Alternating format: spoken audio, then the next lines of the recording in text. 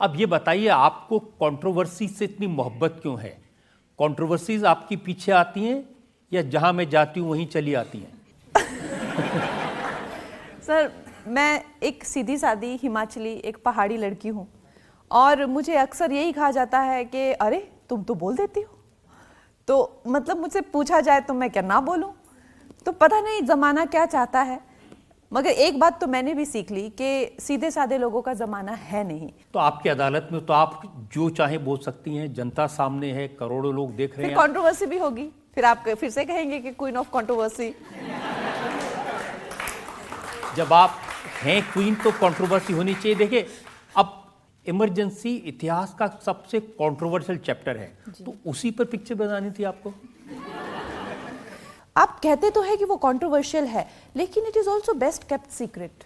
जब आप मिसेस गांधी के बारे में सुनते हैं या इमरजेंसी के बारे में, उन्होंने जो भी, मतलब she is very popular. Emergency उन्होंने लगाई थी और आपके पास, हमारी जनरेशन के पास जो है उसके बारे में कोई इन्फॉर्मेशन नहीं है। अगर हम गूगल पे भी पढ़ना चाहें तो कुछ इवेंट्स आ जाएंगे, लेकिन she is equally hated and equally loved. ये मुझे जो है, ये बहुत ही ज़्यादा उत्सुकता मुझे इसने पैदा कर दी, इस एक फैक्ट ने।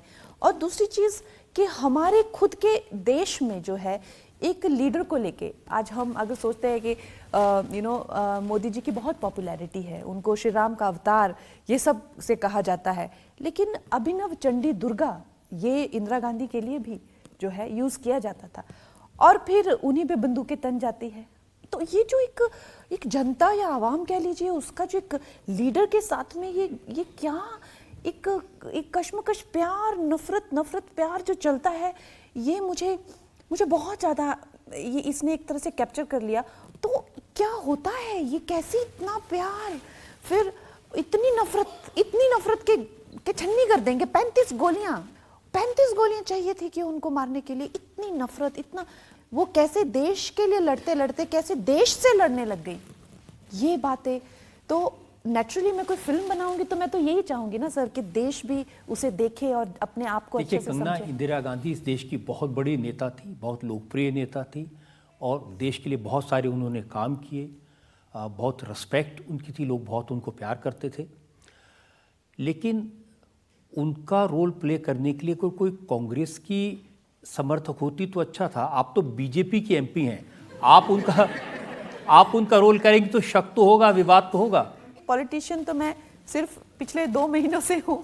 ये फिल्म जो है मैंने 2022 में शुरू की है और 23 में पूरी तरह से बन के रेडी थी। तो इस तरह के इल्जामात मुझे तो नहीं लगता सही है। बड़ा मुश्किल था इंदिरा गांधी का कैरेक्टर प्ले करना, उसके लिए तैयारी करना? सर बहुत ज़्यादा मुश्किल, हद से ज़्यादा। मुझे एक्चुअली वही मेरा एक नज़रिया जो इंदिरा गांधी जी के लिए था इस फिल्म से पहले, पूरी तरह से बदल गया, पूरी तरीके से बदल गया। हमारे प्रधानमंत्रियों के लिए जो हमारा नज़रिया होता है वो पूरी तरह से बदल गया।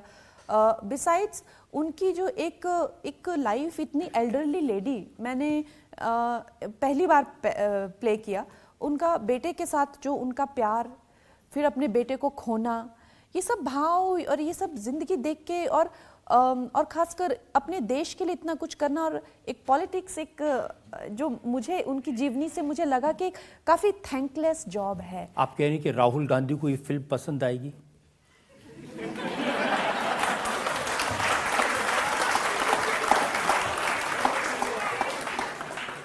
अब अगर वो घर जाके टॉम एंड जेरी देखते होंगे तो उनको कैसे समझ आएगी।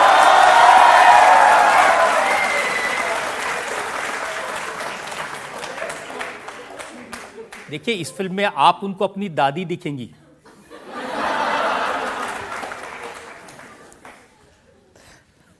सर मेरा ये मानना है कि ये जो पूरी उनकी ये मनोवृत्ति है कि मैं जो हूँ, मैं यहाँ का राजकुमार हूँ और ये जो भारत देश है ये मेरी दादी का ये शासन कर, ये सब उनको छोड़नी पड़ेगी। इस तरह की बातें अगर वो छोड़ेंगे नहीं तो एक कार्टून बन के ही रह जाएंगे हमेशा के लिए।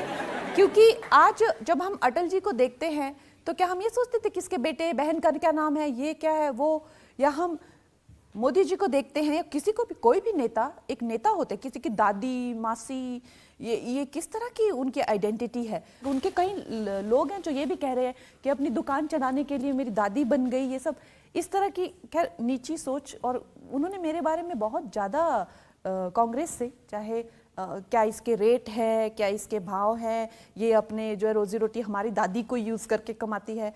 मैं तो कहती हूँ कि अच्छा है कि मैं भारतीय जनता पार्टी में हूँ, नहीं तो मुझे खुद से ही घृणा हो जाती है इन लोगों के बीच में।